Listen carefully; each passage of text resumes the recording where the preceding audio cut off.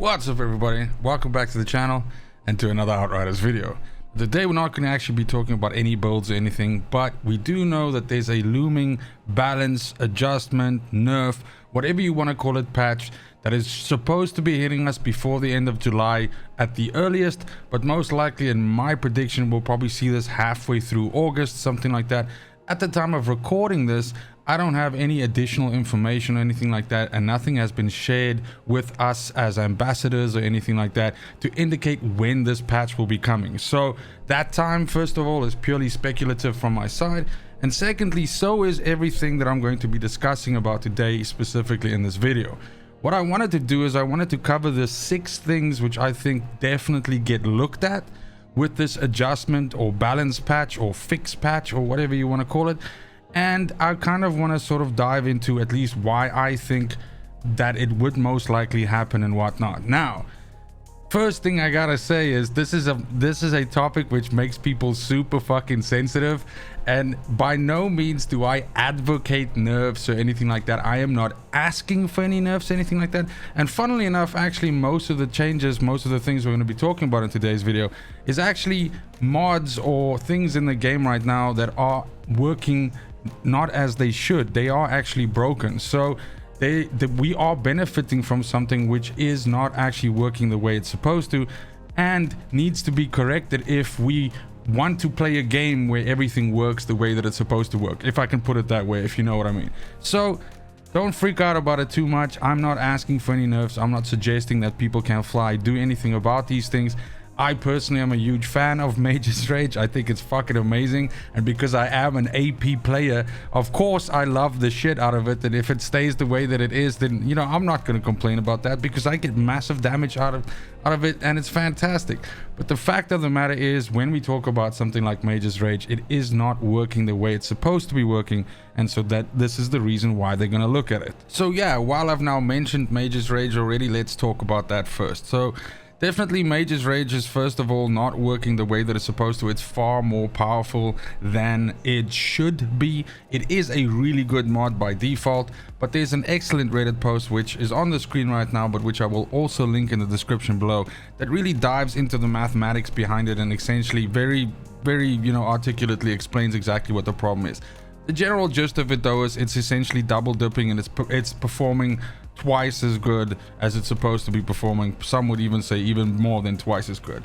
So just by fixing this mod, in other words making it not drink its own Kool-Aid, making its benefit, its boost not feed off itself, would actually drop the power level of this mod by quite a bit, I would imagine.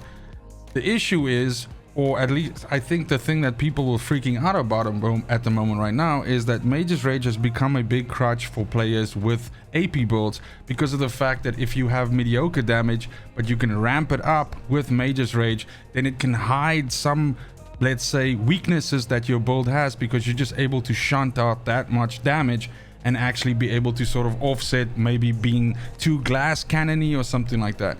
So I imagine a fair amount of people are going to be upset about this, especially due to the fact that maybe it took them a while to get Mage's Rage and now finally they have it on their gear. More specifically, when you start seeing the interaction between something like Mage's Rage on a weapon that also has Fortress on it, and also has First Things First on it, and also has Armor Piercing on it as a substat, then you really start creating these monster Frankenstein weapons that basically the difference between a build with that weapon on and a build without it is like night and day. I know for me personally, I don't have a single AP build. Even some of my hybrid builds have Mage's Rage on it. It is literally just that good. And I said this before on a stream, but there's no world that we live in where Fortress gets nerfed twice, gets changed twice, but something like Mage's Rage, lives.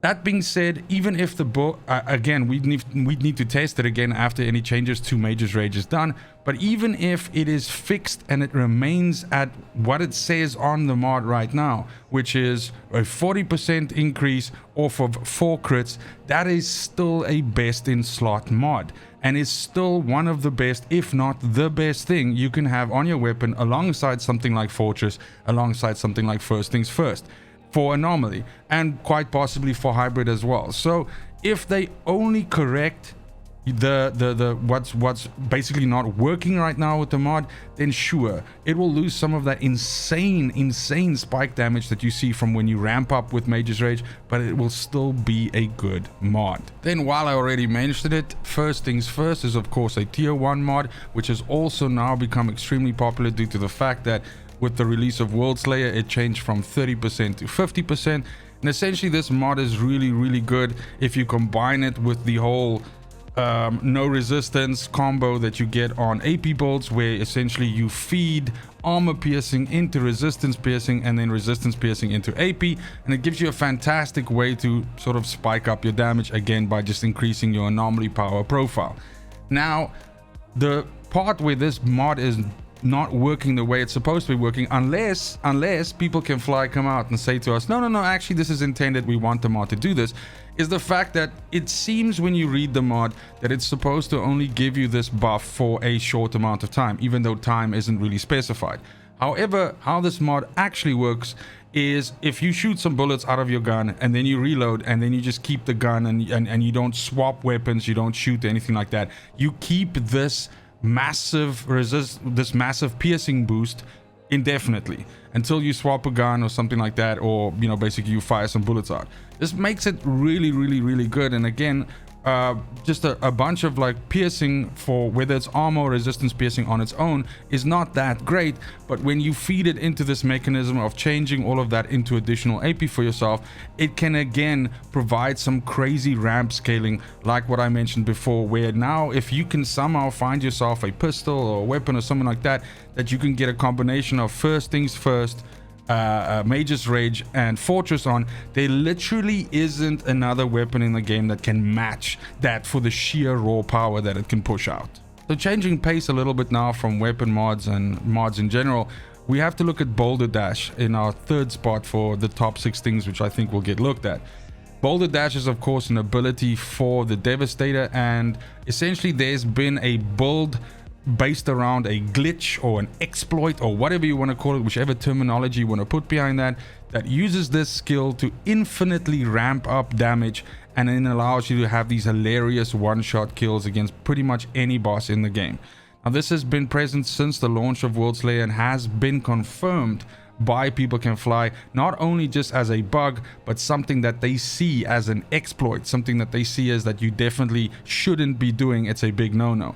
So it is kind of amazing to me that it survived this long already, because we have seen at least one small balance or patch, for the game since Worldslayer came out. And if this was such a grievous case of, exploitation by Devastator players, then, I would imagine they would have fast-tracked this change and maybe, fixed it. The bottom line here is that I don't think there's a middle ground here. If they correct this, then of course you would not be able to do this anymore, and essentially the level to which you could scale this damage that you get from this ramp up mechanic would either be capped or wouldn't work the way that it works right now. Again, we need to see exactly what People Can Fly do to this to fix the problem, but as I said, most likely it ends up in essentially breaking this build and making it something that doesn't do what it does now anymore. Or maybe does it to such a small degree that it's not really worth it to build it this way anymore. Certainly, I think a lot of people have benefited from this, and I've seen some hilarious videos online of guys doing one-shots, and I mean, this stuff is always funny to me.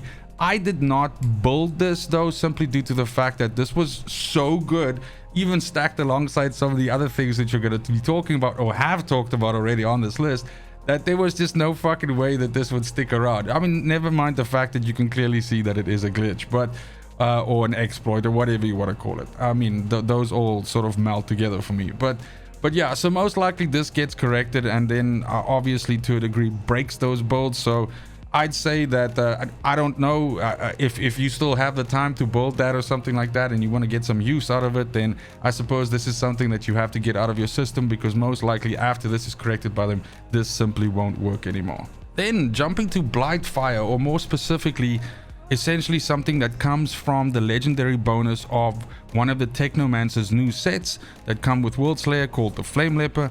Now, Blightfire is supposed to be this sort of like mutation or ultimate version of toxic, that once you apply a bunch of toxic levels to a enemy, then it morphs into Blightfire, and this Blightfire is like a more powerful version of toxic. Now at the moment right now, the builds that are doing very well with Technomancer revolve around playing up a tree and playing around with things like lethal devices and more damaging and stuff with statuses on, and this directly feeds into that sort of build. But in testing the interaction with Blightfire and the rest of the mods, it seems like it would make sense that most of the things which benefit toxic should also intrinsically benefit Blightfire, but that seems to not be the case. There has been some indication from representatives of PCF on the Reddit. Well, actually I saw it on the Discord, but I'm sure it might have been on Reddit as well, if not definitely on the actual official Outriders Discord, that this is an interaction that they are looking at and that it seems to be lacking a little bit. So this is actually a good thing. I personally have an AP Technomancer build that is kind of like a dot build that plays around with lethal devices and tries to get as many in. Doesn't actually use turrets, doesn't use triple turret techno, but rather actually just tries to get as many dots and everything like that onto enemies by applications of cold snap and so on, and using healing wave in an offensive way and all of that. And if this is corrected, and if there's an adjustment made where Blightfire actually inherits a lot of the additional damage that goes towards toxic, that would actually make this build a hell of a lot better. So I'm all for that.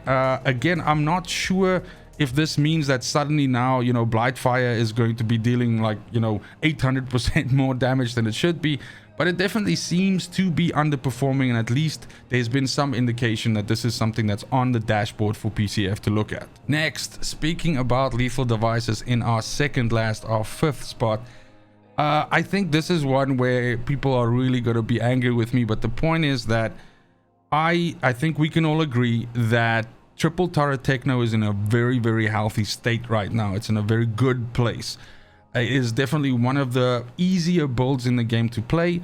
It might not be that easy to actually build it and set it up when you have to actually collect all of the mods and everything like that, even though the build starts showing its inherent strength already. Even if you just get half to 60 to 70% of the mods assembled on your gear, you are already seeing just a hell of a, you know, like a good quality build coming together here. It's also the fact that there's many different ways of building it, where you can actually use the dedicated the new techno armor that is specifically built around turrets, or you could even go the route of the route of Borealis and actually use that, and that works just fine as well. The bottom line is triple turret techno is really strong, and one of the reasons why it is so strong is because of lethal devices, which is in the packs tree for the Technomancer. Now it is my understanding, I didn't play a whole lot of Technomancer in both of the betas, but in me doing some research here, lethal devices and its sister nodes down the line were all adjusted down from the betas because of just how insanely well it performed, more specifically how insanely well it performed in beta 2. And so definitely they did some nerfing already there because this was just too powerful. Then of course came the big balance change, which happened on launch day, where all of the percentage based increased damage modifiers will also drop down, which again affected this build and lessened its power. But even now, still with those nerfs, with us losing, you know, percentages from additional damage to toxic, additional damage to frozen and all of that, this build still performs really well and is one of the easiest ways to play the game right now, to the point of where all you really need to be concentrating on is throwing your turrets out and then applying a couple of extra debuffs along the side if you want to. You don't even have to fucking do that. You can just pop a beer and chill and just wait while your turrets massacre literally everything. It really is a super powerful build, and I love it. I like things like builds that play into specific archetypes. So I like builds that play into doing massive dots on enemies and, you know, something burning to death over time while you just sort of like run away. I like the idea of Technomancer being this, you know, mobile, you know, you playing the game almost like in a different way to anybody else, where you play it like turret defense and you're using your turrets to sort of move the battlefield forward. I fucking love that. I love just playing the game differently. So this is the one that really hurts me, because my fear is that because it performs so well, they will adjust it down. This is by no ways indicated anywhere else. I haven't seen them say anywhere that, hey, this is really too good, we might fuck with this. So this is just a general feeling that I have, and actually both of this topic that we're talking about now, which is lethal devices, and the last item we're talking about, are both that I feel that perform very well, and it's perhaps because they perform so well that they might actually get targeted. But yes, lethal devices is super powerful, but it features in a build type that I really enjoy right now, and I desperately hope they don't fuck with it, because it really is cool. And then last but not least, this is probably the one that I hope the most that they don't touch, but in a way I just can't see them leaving it as it is, just simply due to the fact of just how good it is. And that is of course Convection, which is in the packs tree for pyros, and specifically this is for AP builds of pyros, where essentially this nullifies the need for you to really worry about things like cooldown reduction, or more specifically managing your cooldowns, just due to the fact that this makes your abilities available so fast, your skills available so fast. And when you are leaning heavily into the AP side of pyromancer, this is where your damage is coming from. Now, nowhere else is this more prevalent than in, I would say, one of the most powerful pyro builds that we've seen in recent history, which is of course Eruption Pyro, more specifically focused on essentially Ash Blast, Overheat, and then dropping these fat eruptions onto enemies. This is a build that is able to kill the second Arbiter in seconds as soon as you have the right mod configuration on there. And even if you don't, then let's say you have half the mods, 60% of the mods, 70% of the mods, you're still able to kill the Arbiter with relative ease without ever having to actually worry about taking too much damage. The reason why this build is also so good, and again, I understand that it's not just Convection that drives this build, but the reason why this build is so good is because of the fact that you have skills like Eruption, for instance, right, which has a relatively high cooldown. And so you have to lean into the Lava Lich set so you can drop the cooldown down, and then you also have to manage your cooldowns, and you have to get cooldown reduction on your gear and everything like that to really start seeing that cooldown number come down, and for you to get relative, quick eruptions going. Now, the thing that makes Eruption Pyro so good is because not only is it a fantastic boss killing machine, but also because of the sheer girth, the size of eruptions, you're able to take out massive rooms in it. So this really is a one size fits all Swiss Army knife kind of build, because it has literally no downside. You can deal with massive rooms of enemies, and you can kill bosses equally fast, and the fucking shit spirals out of control even if you're playing solo. Of course, it hyper performs in solo, but this is the build that I have had the easiest, and that's counting triple Terra Techno and all of that, the easiest carries ever before in my life, which of course we do every Thursday night on the stream, so definitely come check that out. But this is just ridiculous, to the point where if we then get another player that also comes in with this build, and there's two of us running this and someone else, the other person might as well be in a fucking wheelchair sucking on a lollipop, because we'll just blast through everything and fucking lay waste to the battlefield. So again, I don't have a problem with that. I fucking love Eruption Pyro, and if I had it my way, they wouldn't touch it with a stick. But the point is, one of the reasons why this shit works so well is because of Convection. Convection is insanely powerful due to the fact that it enables such quick recharge on your very powerful abilities. This shit is so good that to the point where if I'm not playing Pyro, I fucking miss it. Like, I'm like, damn, I wish I had the same kind of cooldown reduction on my shit here that I have on the Pyro, because it's just too good. And that's it. That's my list of 6 things which I guess will get looked at in this patch. Of course, they mentioned that it's a major patch, a big patch, so I assume it's going to be far more than just these 6 things, although these are the 6 that come to mind for me. So I'd really like to hear from your side whether you agree with some of the things which I said about these, whether you think there's something else that I missed that actually needs to be added to this list, and just in general, which ones you hope they touch, which ones you hope they don't. I think there's a small part of all of us that kind of just, we're still reeling from the balance patch that we took when the game launched out. I've sensed this from a lot of members in the community, and it's kind of apparent when we speak to people about it. And I wonder if the game shouldn't be left for a while now, and I wonder how much damage it will do to the player base, which is dwindling at the moment right now, if you then still further on sort of mess with people's power level, even though you are correcting mistakes, essentially, like in the case of Mage's Rage or something like that.